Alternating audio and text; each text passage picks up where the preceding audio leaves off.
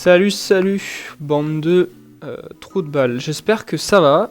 Aujourd'hui, petite vidéo sur la défense, parce que je me suis fait une réflexion. Je me suis dit qu'en général, quand vous avez atteint le niveau de 100, ou vous êtes trop feignant pour atteindre le niveau de 100 et que vous avez un compte pay to win, le seul truc qui reste d'intéressant dans ce jeu, c'est pas du tout l'attaque mission, ni même les espèces de vétérans nuls là qu'il y a comme ça et qui sont hyper simples à remplir, c'est les défenses. Donc on va séparer la vidéo en plusieurs parties. Il y aura peut-être même 2 parties de vidéo, mais donc il y aura la partie 1 qui va correspondre à la partie 3, la partie 2 qui correspondra à la partie 4, et bien évidemment la partie 3 qui correspondra à une plaque de contreplaqué en promotion avec des vis de torse. Profitez-en, ça reste une semaine. La partie 1 donc, qui correspond à la partie 3 va s'intituler partie 3. Comment faire une bonne défense ? C'est pas compliqué. Déjà, il faut toujours commencer par ça. C'est-à-dire se faire une première room, quel que soit le type de terrain. Là, moi, ce terrain-là, il va gerter parce que je l'aime pas trop, mais le principe est toujours le même et fonctionne toujours à peu près de la même manière. Alors ça, c'est vachement bien, là, le masque d'eau, parce que ça permet d'attirer les ennemis dessus, et quand ils le détruisent au point, puisque tu peux pas le détruire avec les jutsu grâce à la gargouille de scellement, d'ailleurs on sait pas pourquoi elle s'appelle gargouille de scellement, puisqu'elle rend invincible les bâtiments, et bah ça fait que ça va projeter dans une autre pièce les ennemis. Voilà. Donc vous pouvez l'acheter actuellement dans le Fortress Medal Shop. Ça et ça, c'est le combo ultime avec ça. C'est-à-dire que les 2 tornado traps vont permettre, couplés avec le magnet trap, que l'ennemi soit forcément attiré soit par devant s'il se trouve devant le premier tornado trap, il va être attiré sur le premier tornado trap et il va dégager sa grand-mère. Soit si par exemple c'est un Naruto Final Showdown et qu'il utilise son limit break, il va passer outre, comme on pourrait dire, et arriver à peu près au niveau du lava mask. Et il va être attiré sur le deuxième... Merde, reste là toi. Il va être attiré sur le deuxième tornado trap.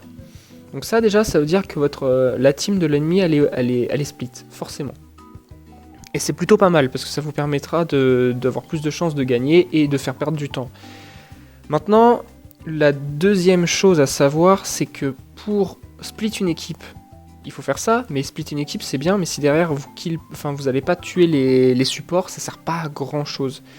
C'est pour ça que les rooms dans lesquels doivent tomber les supports, soit c'est des rooms pour faire perdre du temps, comme celle-ci avec... normalement il y a d'autres tornado traps, mais je sais pas où ils sont passés. Bref, il y a d'autres tornado traps.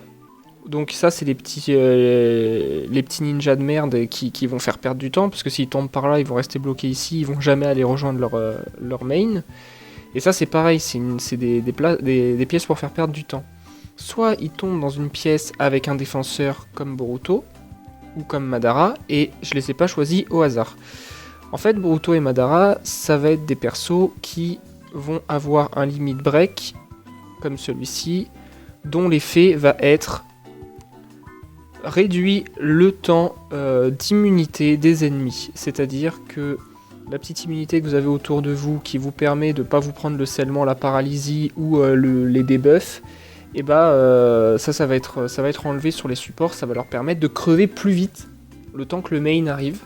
Et c'est pour ça que ça fait un super bon combo. Et Boruto a exactement la même chose sur son limit break, c'est 10 secondes. Donc c'est-à-dire que si c'est l'immunité d'un Naruto Hokage, que le main Naruto Hokage va donner à ses copains, une seule attaque de la part du défenseur et il l'a plus. Si c'est une immunité d'un Naruto Final Showdown qui va du coup durer 20 secondes au lieu de 10, là il faudra 2 coups. Mais tu mets l'immunité, tu te prends le trap, tu voles dans la pièce, t'as déjà facile 10 secondes qui sont écoulées. Donc c'est plutôt pas mal.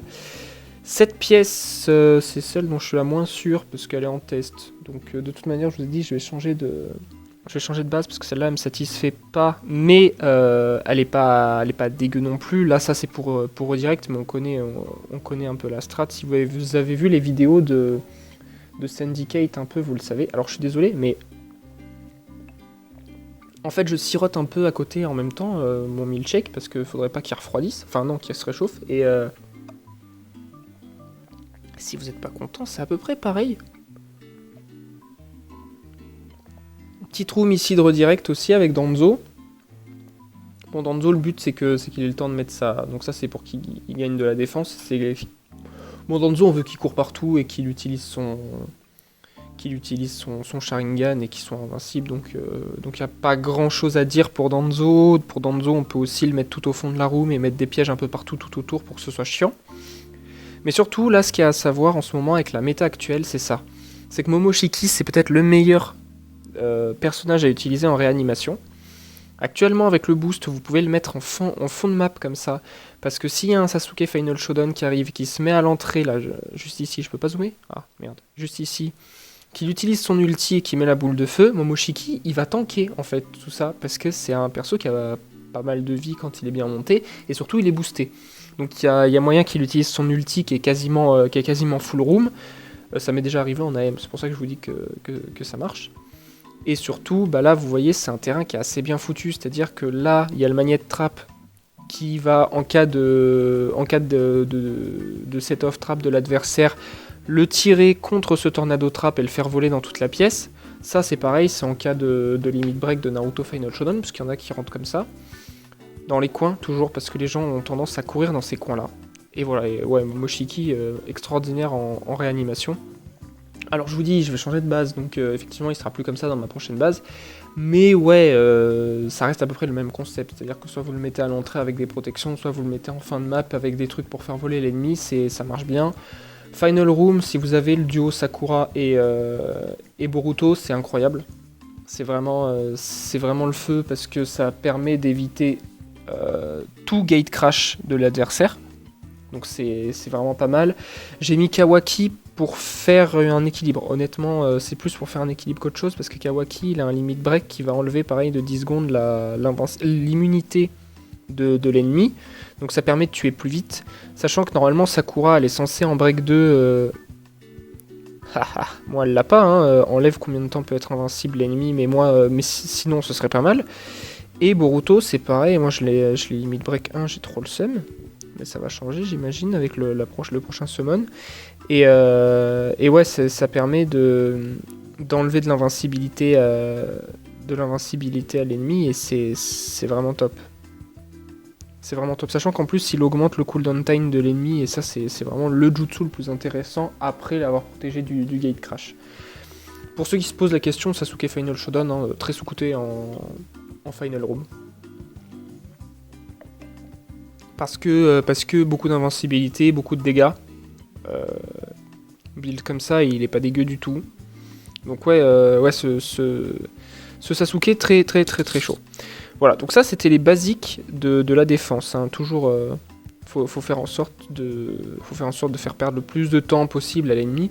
Mais rappelez-vous bien que il y a des petits principes à prendre en compte, c'est-à-dire que ouais, un perso qui va être plus dirigé vers du kill, comme si vous mettez votre Sasuke sur le terrain, bah mettez-lui plutôt des trucs comme ça là qui vont augmenter l'attaque. Si c'est un perso qui est plus censé être tanky comme Danzo, et bah vous lui mettez de la défense pour qu'il tank un peu plus. Et puis voilà. Et du coup, je vais peut-être vous pondre une autre vidéo sur le build des personnages, parce que c'est toujours intéressant d'avoir un peu un avis sur comment bien monter ces persos pour qu'ils soient pas mal en défense. Bisous!